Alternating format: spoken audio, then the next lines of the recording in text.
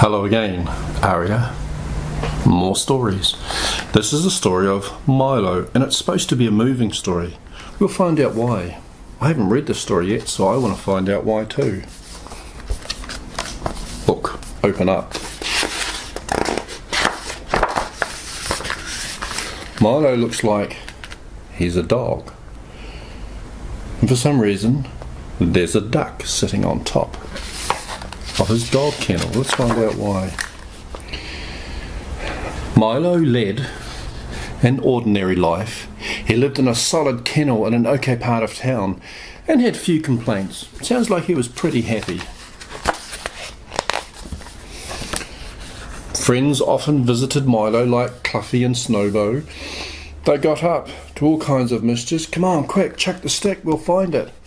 Hey, let's go over there, let's run, last one is a rotten egg. They played running and chasing games.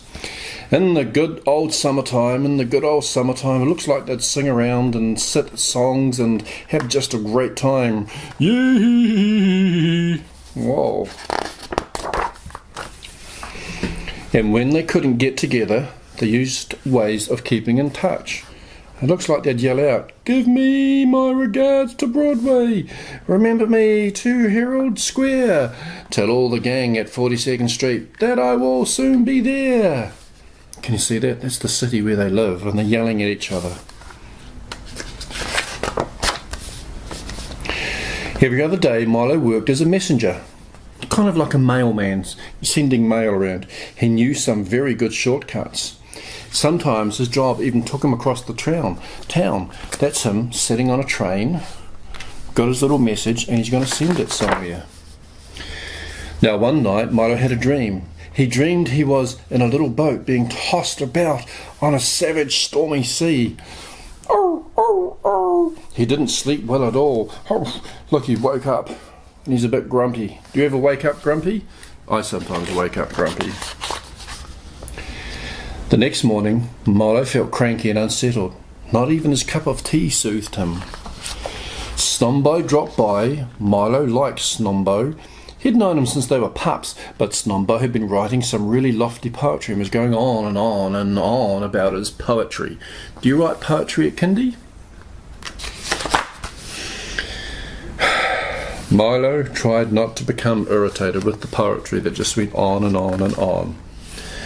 But soon it was like he had bull ants in his head. He almost felt good as he yelled something at Snombo. And another thing, why can't you just be quiet? I don't want to hear your poetry. Then not long after, Snombo had slunk away.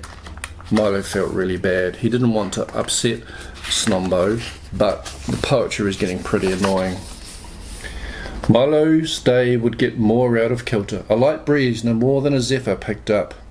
Mid-afternoon, a large rabble of moths fluttered by. Now Milo had never seen so many moths in his entire life. Look at all the moths flying over his house, or his kennel.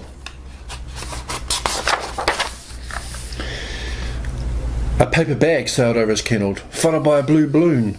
A man scurried by, chasing his hat. And then a scarecrow flew by. What's a scarecrow do flying by? The breeze had become a wind which grew stronger by the minute until it was really blowing a gale. And look at all the things that are flying or past. A clock tower, an anvil, a bird going backwards, a violin, a newspaper, even a brick. It must be getting pretty windy there. Night was a bumpy ride, a wild ruckus of wind and noise ragged round Milo's kennel. Huddled inside, Milo fell out of a fitful sleep. He dreamed again that he was a small boat in a stormy sea. I wonder what's going to happen to Milo. Finally, the long night was over, and with it came a passing peaceful dawn. But something didn't feel right to Milo. For starters, his kennel seemed to be listening to the port, and a small cloud had wandered inside. Shooting the cloud out, Milo made an important discovery. Where's Milo ended up? Milo is on the top of a building. Look, the wind blew him all the way up on the top of the building during the night. What's Milo gonna do? How quickly Milo's life had to change. He remembered his argument with Snombo inside, and then remembered the moth, the scarecrow, the bumpy night, and the hours passed and Milo plundered his pipe. What's he going to do? He's stuck on top of a building. Then, as luck would have it, Milo had a visitor. A bird stopped by to tell him something. He had travelled a long way, mixing flying and walking, and so he sat on the kennel and weighed it down so it wouldn't get blown away anymore. Carlos was a most remarkable bird. He told him all these tales of places he'd seen, of ruins, of mountains, of funny statues, and of the pyramids. High above the glittering city, Carlos and Milo spent the night swapping stories and songs and ideas. Milo realised it was a big wide world out there. There's Milo sitting on top of the building, looking at all the buildings and realising there was a lot more out there. Came morning, a window cleaner came up and offered to help Milo down. So Milo came all the way down the building with the window cleaner. Gave him some money, took his kennel back, but when his friends turned up, they found his kennel was gone. Where's Milo gone?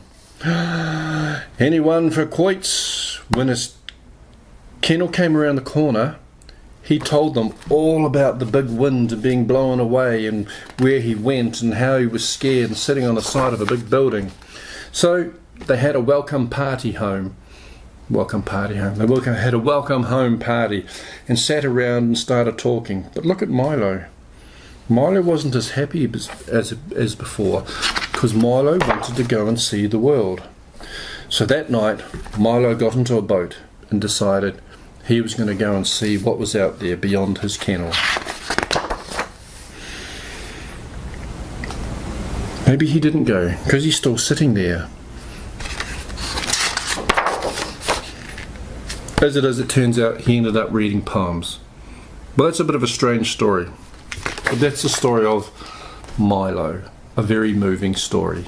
I guess moving because he went up on the side of a building and then he came back down. I hope you liked it. It was a different story. We'll find a different one next time.